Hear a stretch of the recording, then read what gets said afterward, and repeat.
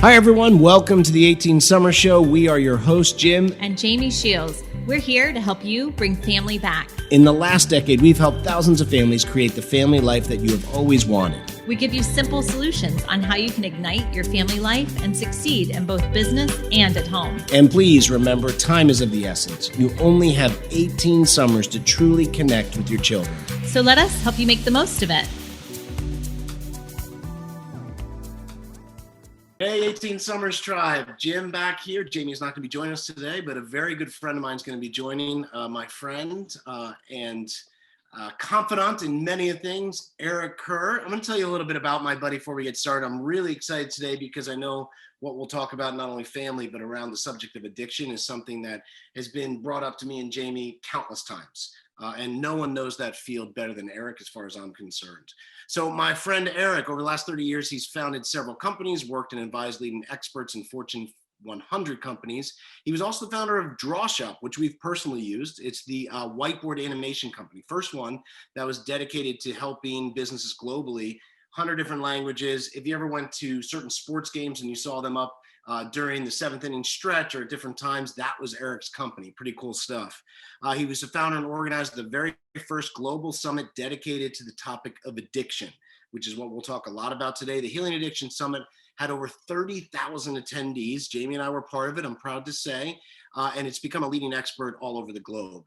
He's authored 4 programs now on healing addiction and trauma, and his new company, LifeTrack, is running the very first, and this is really cool, IRB approved research study with tech partners on a ring that you put on your finger to produce the first algorithm that will help predict and prevent crisis state addiction and relapses using biotechnology. And let me tell you, I didn't understand the tie-in of relapse and addiction until Erik, and he's the one who's taught me this.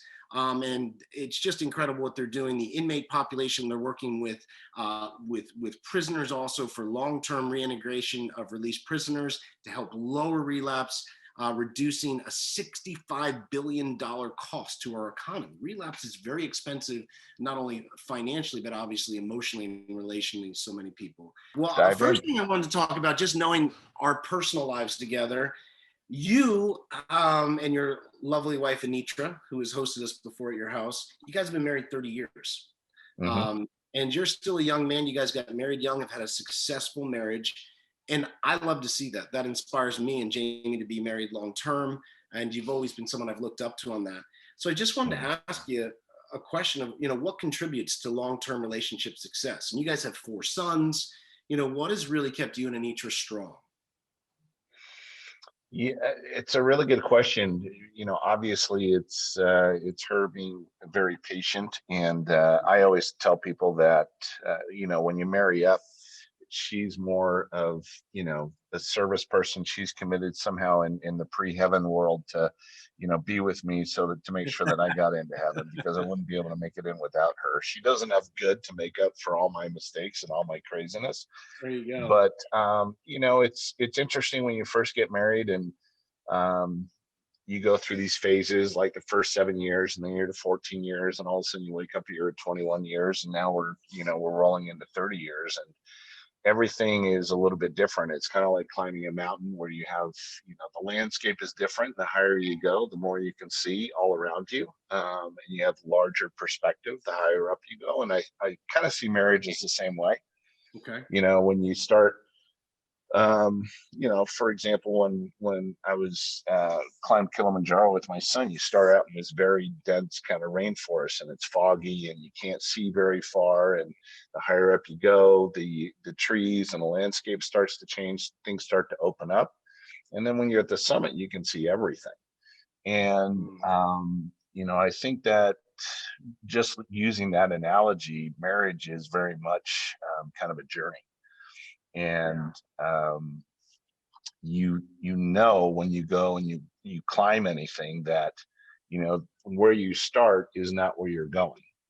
And I think from my perspective now, you can see if you have a longer term perspective in terms of this is something that we're committed to go through together for a long time. It's not always going to be easy, and you certainly make a lot of mistakes along the way. But I think open communication, trust, also letting the person be who they are. Yeah. A lot of times we are tempted to confine our partners to the way we think they should behave and the way that we think they should treat us, and make it all about us, where you want them to thrive and feel important and have value as well.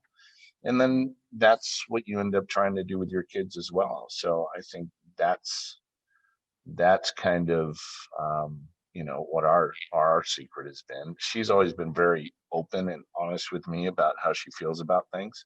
Yeah. And Which is great, right? Because some people are totally closed off to do that. yeah, but it gives you an opportunity to confront and work through it.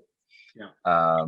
She has been very, very tolerant and forgiving of the entrepreneurial life. I mean, there are stages where like we couldn't afford to put carpet in, and we had like the what do you call those carpet staples with the teeth coming out on our Yeah. stairs for like 2 years. Yeah. Well, Because I couldn't afford to put carpet in. She was like, "It's all good. I know we're gonna work it out and we can get through this." So which I think is key right there. And you kind of say that very subtly, but I think that's extremely powerful because most divorces have a financial element from what a lot of people say. And I know you and I have had great discussions where it is entrepreneurship is not that line going up. I mean, there are peaks and big valleys that you and I have been in where, like you said, like things go really dry, things get tough. Like you got to hang on, and to have an understanding of that is absolutely key. I mhm, know, I'm sure you've taught your boys, and I know I speak to that as saying, who will be there not only in the peaks but in the valleys. And mhm. I think like you had told, with stories of us of building the businesses and setbacks, to have a spouse that will stand by you in those is absolutely key. And you've seen that. Yeah. And outside of the typical things, which are very hard to overcome as couples, um, I think just having that understanding of no matter what comes, like I'm here with you, and we're going to work it out. Yeah. Yeah. And having that long-term perspective and not a short-term transactional perspective. Yeah. Well, and what I love to see too, and this is something I think you and I share is I want to be a successful entrepreneur, but I wanted to make impact.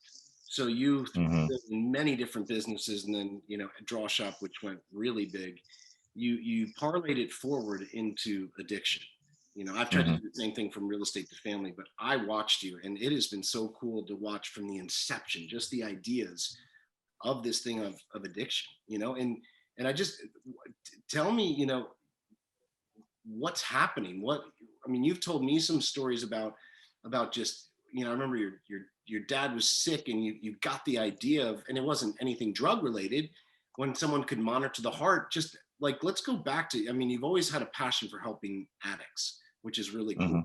Hmm. But I love that story about how you actually started to think about this ring. Do you remember telling me that story about your sister and your Well, it father? wasn't even the ring at that point, and it's not specifically tied to the ring. The Aura ring is a technology partner that we have that is fundamentally a wearable agnostic. It's just what is going to give us the best data Yeah. to measure what we're trying to measure, right? And Aura Ring has been a tremendous technology partner for us, and they've been very supportive, and they've opened up their staff and their resources to us, and became a part of this study. But there was a time, I don't know, maybe 6 years ago, when my sister and I were playing cards with my father, and my sister's a registered nurse, has been for her whole career. And so while we were playing, my father's hand started dropping, right? And he started dropping cards and stuff. And so she started doing things to, like, hey, let's everybody move their cards to the left hand, and let's lay down the cards at the same time. So she started testing Dad fundamentally for stroke to see if he was having stroke. And then all of a sudden, out of the blue, she goes, "Dad, you're having a stroke." So I'm going to call 911. And I didn't know he was having a stroke. He didn't realize he was having a stroke. And so, because she knew what the indicators are, she could predict that Yes. this was happening, right? Because she could see it in real time. So what I took from that experience was fundamentally, if you look at things that we manage from a crisis state, which is addiction relapse or, suicide, as another example that we're starting to get into as well. Like there are precursors and indicators that the brain and the body are saying, here we come, like a train whistle down the track, the bars go down and then you're not going to get on the track. My assumption was all that is available through the brain and the body. We just need to be able to identify what those markers are. And then we can do what we need to do before we're in the ditch, right? To stay on the road. Well, I think that's so, and I want to stress this because I didn't understand the importance until you sat me down and talked to me about it. But I don't think people understand the importance of catching relapse. Because again, I think one of the biggest fears of all parents is addiction and suicide. And these two things can go together. But I did not understand how just strong the relapse numbers were and what can happen. And the fact that you focused on the relapse was huge. And I think parents have to realize relapses are a very serious thing. It's not just addiction, but if they start to get help, the relapses can be extremely dangerous and go down that bad road. And until, from what I've seen from your efforts, there were lots of groups focusing on getting help, the classic rehabs. But I mean, what did you tell me the amount of relapses were for the average rehabilitation? A kid goes to rehab. What was Yeah, I mean, most people will relapse. 85%, actually, it's closer. It's between 85 and 90% of people who go to, quote unquote, or not even quote unquote, but detox centers, right, to get clean, will relapse, almost guaranteed, right? And the reason for that is all the environmental factors, the smells, the thoughts, the person's face that you see, the car that you got high in, whatever the case is. And it could be, I mean, this could be food addiction, this could be sex addiction. There's all kinds of different addictions, right? But fundamentally, what your brain has been programmed to over time is to drive to that reward, because that reward gives satisfaction, calm, and peace, and happiness. And in other words, it gives you that dopamine boost. So in detox, you get clean, but you don't rewire your brain, right?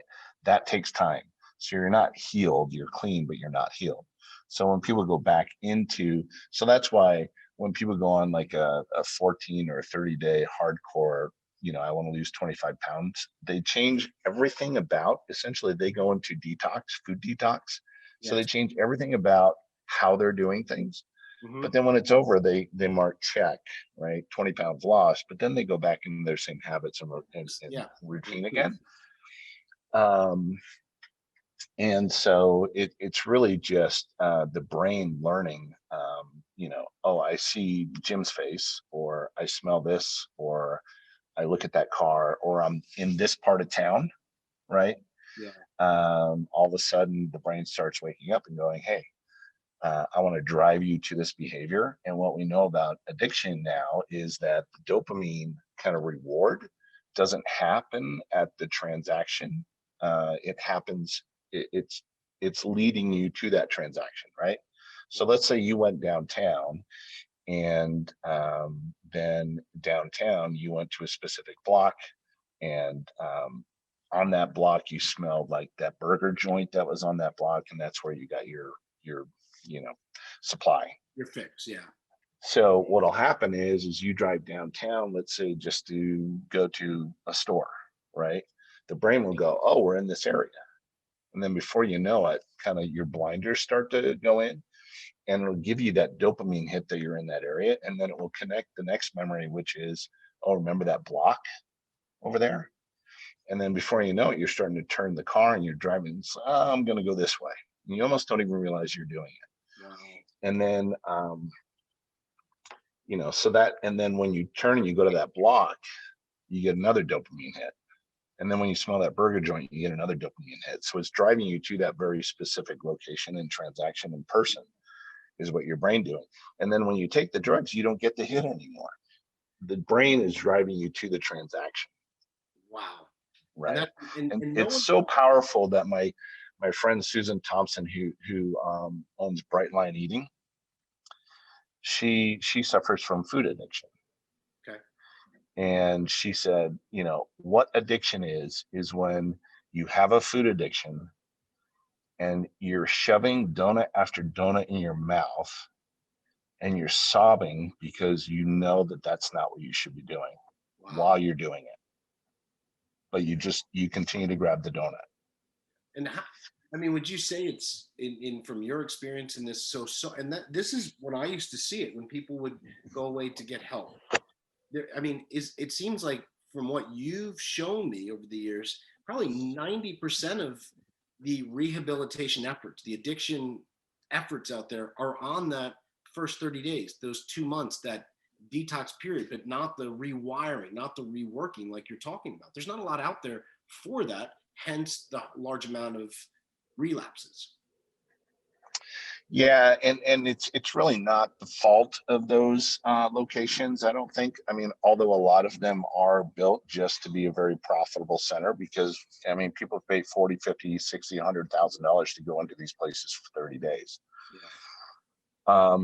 And then they come out, and the average person will go through. I mean, a lot of people have gone through detox, you know, centers like that 10, 11, 12 times, and then the families end up paying for them. And there's always that constant like glimmer of hope that you're hoping things will go back to normal. But the system fundamentally is built very transactionally, Yeah. right? So one part of the journey doesn't have to do with the other part of the journey. And so when you go to a detox center, and you go through detox, you're going home environment, mom, dad, everybody else is assuming, well, they're going to be okay because they were in detox, and they don't change their support behaviors. But then let's say that they go to a detox center that teaches yoga, meditation, nutrition, supplementation. Well, they're going to go to a local support uh, detox, or not detox, but a local support outpatient program, Yeah. which doesn't have any idea about any of that. And so all the training and all the kind of this is how you live your life is broken because it goes to another support center that is doing things very differently. It is more about just check in here, check in now. If you didn't check in, where are you? And so it's very complicated. And so what we did with the sanctuary, who is our treatment partner in this pilot, is we changed the model, and we worked together in changing the model from, okay, we're going to when they come in for 30 days, we're going to assign them a ring, and then we're going to teach them all this. We're going to get them detox, but then we're going to support them through coaching and continuation of the ring and patterns and behaviors that they learned here for 60 days afterwards. Yeah. Okay. So when we started working with the sanctuary, we said, do you know what your relapse rates are for people who go through? How successful is your program when they go home? They said, we have no idea because nobody will answer our emails when they go home. Wow. Wow. Right. And this is not a cheap one. It's a very good one. It's worth the money. But so what we've done now is we know that when they come through, here are the biometric data on sleeping pattern, heart rate variability while they're in. So we get baselines, and essentially we're teaching them how to use technology to monitor their own behaviors and their own health and their own sleeping patterns, so they can establish those baselines. And then when they leave, they still have the Aura ring on. And one of the most basic indicators that we've been able to find is when somebody goes home and they take the ring off, something's going on. Wow. So But that's what your we first know time. is, Yeah. yeah, so that's one of the most obvious indicators that we have, which is so simple, right? Like Yeah. it's just like if I don't your want it kids tracked come, anymore. I don't want this thing paying attention to me anymore.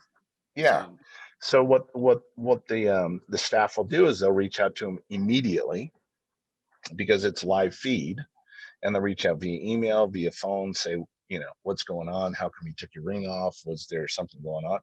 What that does is that leads to conversations about stress, shame, anxiety, perhaps a relapse, right? That they didn't want to have caught.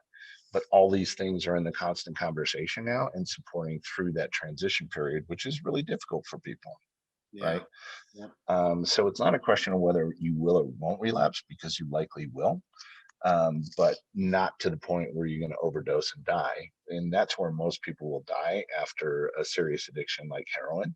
They go to detox, their systems are clean, they go use it the same level that they used before, but on a clean system, they die. So, so it's super exciting. We can identify now, based on heart rate variability and sleeping pattern, people who kind of go off the grid after they go home.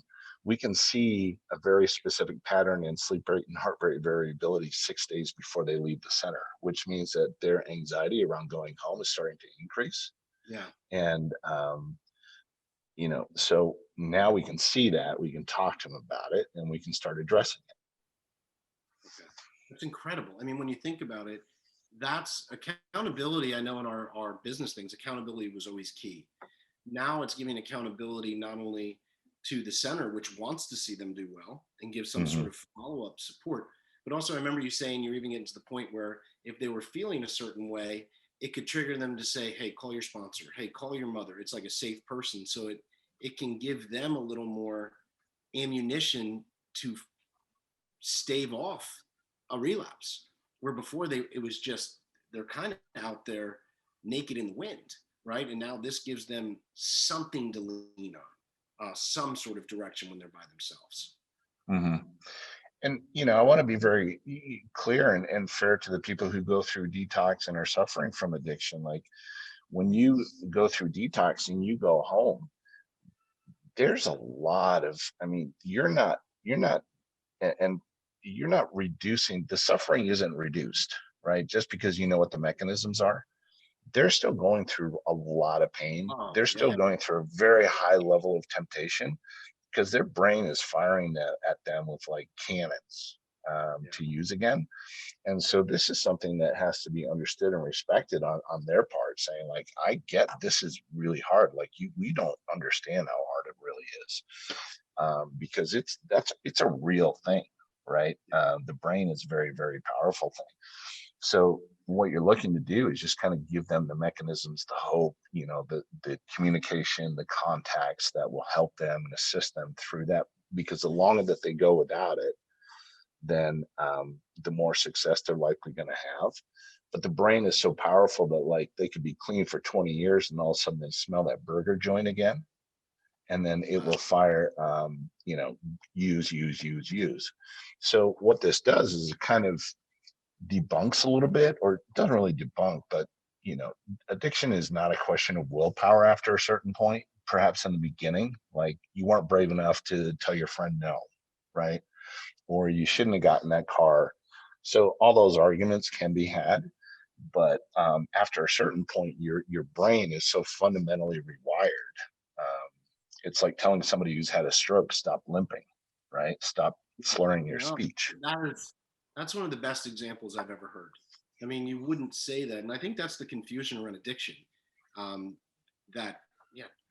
Stop hanging your arm down. Well, just had a stroke, and as you said, the problem with addiction is a lot of it is interior. You're not going to see a person whose like arm is a little bit limp and say, oh, they're an addict. That's not how it works. So it's so much interior brain.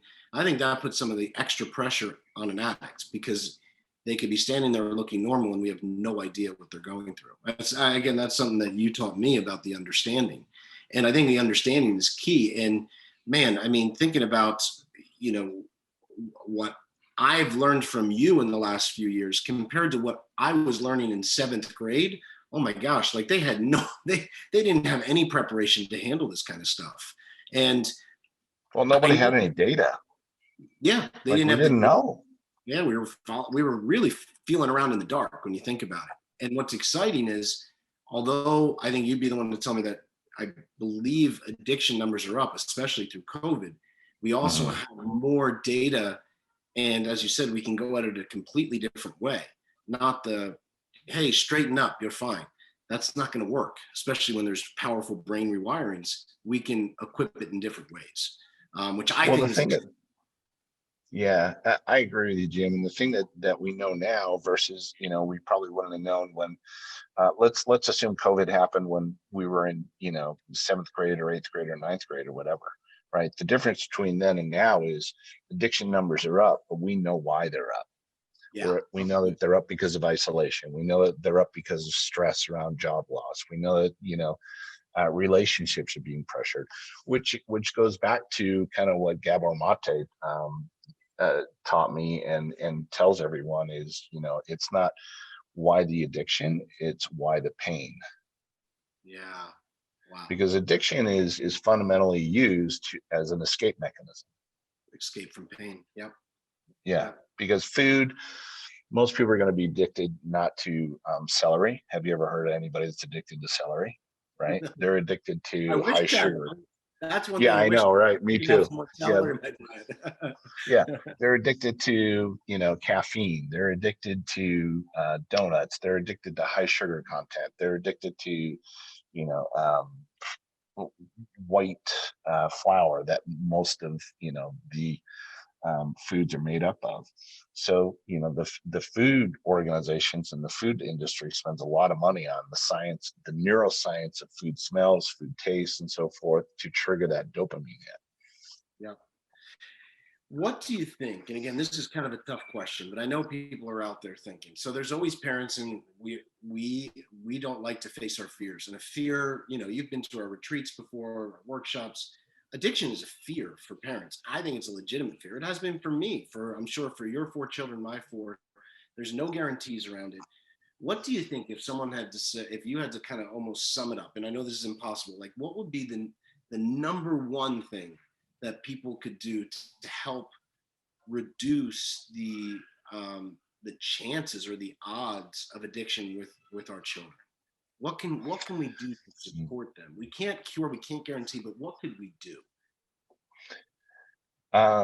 This is something that I think, and also I learned from Gabor and Dr. Shefali and so forth, is the most important thing you can do is strengthen that core relationship between yourself and the child, because children fundamentally look for that really strong relationship, and if they don't have it with you, they'll go and try to have it with their friends, right? Which is super transactional.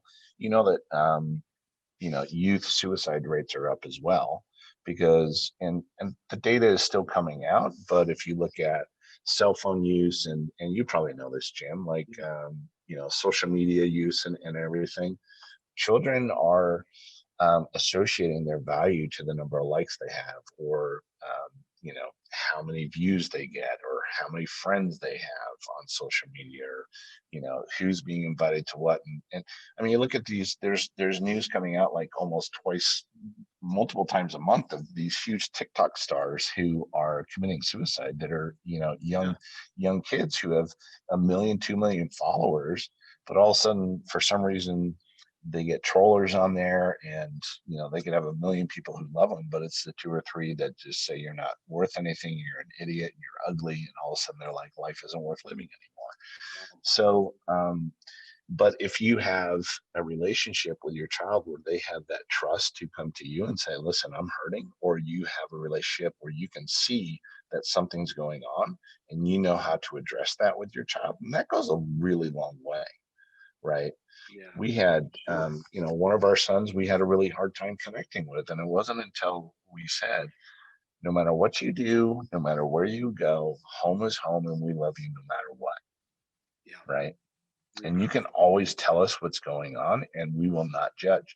And it took a little while for him to see that that's actually where we stood, and we were going to follow through with that commitment. Yeah. But now it's amazing. And, this is not, this isn't, life is complicated. Children are complicated, right? Until they're 23, like they're back in the front of the brain are not even connected 100%, right?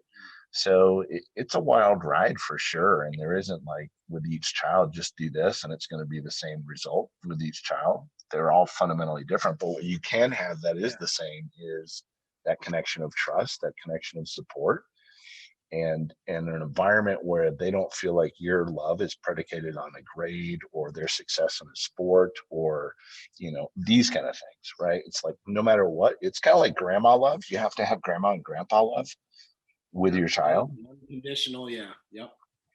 but Absolutely. still be able to, create those confines, which you have to do as a parent. So I'm not saying let them Right. do whatever they want and it's okay. Yeah.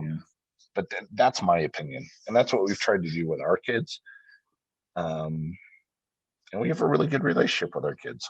Oh yeah, I've seen it. We've been around it. We've watched it. It's been inspiring. But And it hasn't always been that way. When I was a young dad and each was a young mom, it was like, well, you're not behaving. So we need to write a contract, right? You're going to do this and this and this on a weekly basis, right? And if you do that, then great, thumbs up. That was horrible. Like that was yeah, terrible. it doesn't work. Well, Yeah, I've it seen didn't you, work at all. for that young struggling entrepreneur too. You are very committed to time. I mean, you spell love TIME. Like you spend a lot of time, cool trips, preparing to climb mountains. And I think that alone is obviously a very strong core value we share in common. Mhm. That I think if more people would realize that they can't substitute quality, then they can't delegate themselves out of this position. You're saying you have to do it. Not even counselors have a time and a place, but as you said, it starts at home, and that's something I want to commend you on because I've watched you say, "I'm going to climb this mountain with my sons. I'm going to do this," and you can't take that away. I'm going to ski. I'm going to, and even when one of your sons had the health setbacks, you were so there. I mean, we talked about that on our retreats, and I just think Mhm. that's an example that I've always seen as an offense and a defense for what we're talking about. So I just want to commend you on that. Mm. And I appreciate appreciate that. it. So You have the board meetings, and yeah, I think too many times parents default to asking their kids if they want to do something. The kids are going to go, no, I'm good, right? And then yeah, just like, well, at least I asked. yeah, But yeah. you've So experienced and I've experienced when you say no, we're going to go. Like I'll take my kids on a hike, and one of my sons are like, I hate hiking. But 20 minutes into a 4-hour hike, they're starting to talk. They're kind of over their attitude, yeah, and you're starting to have conversations about things that you you didn't think. love, right? And that they're being honest about, and they're asking questions about. And it's just something about creating that environment where that's possible. And not saying I'm good, because almost every kid is going to say no, I'm good, or a lot of kids are, Yeah, because they have gaming options, like computer options. They've got their phone, whatever. yeah. But it's our job to step in, and we've had that same experience. My oldest son Alden, and him and Hayden are about the same age, and he would Hmm. say, we went on one of our last board meetings, and we do at the dinner table, best part of the day, weirdest part of the day. And he said, the best part of the day was going out fishing with dad, just the two of us. And I really appreciate how he makes sure he gets time just with me. That's coming from a, kind of stoic teen. Um, so that from the mouth of teens comes truth, right? And again, more people with this simple principle, if they would just actually put it to work, even though they say they don't need it, even though it feels uncomfortable, I do think it's a starting point for sure. Yeah.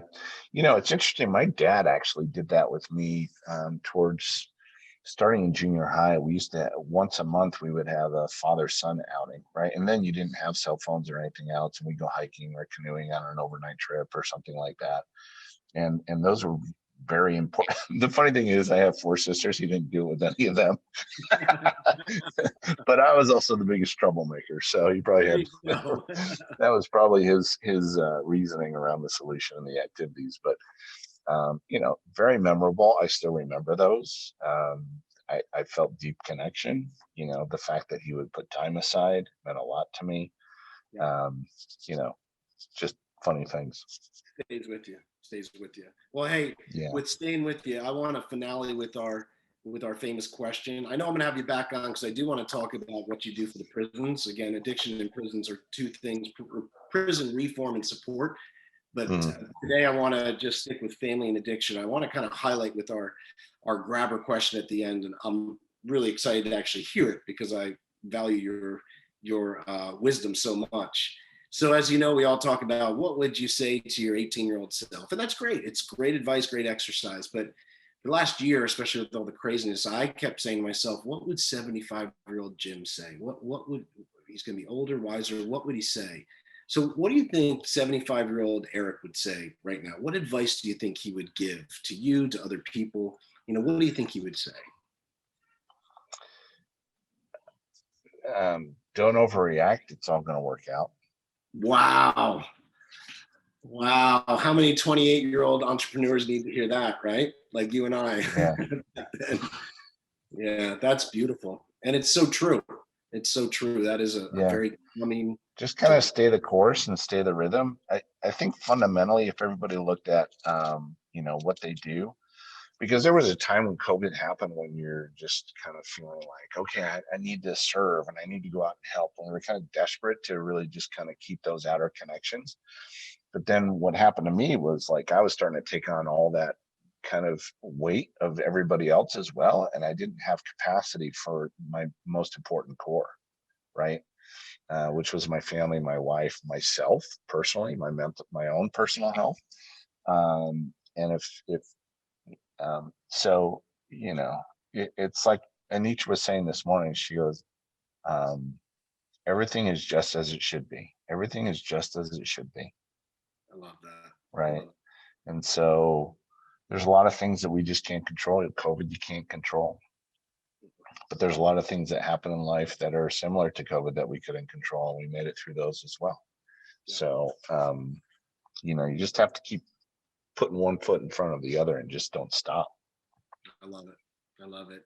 Hey, Bud, where can people learn more about you? Because I know there's going to be people wanting to learn more. Is there a website we can direct to learn more about what you're working on or anything like that? Yeah, lifetrack.com, lifetraq.com. Okay.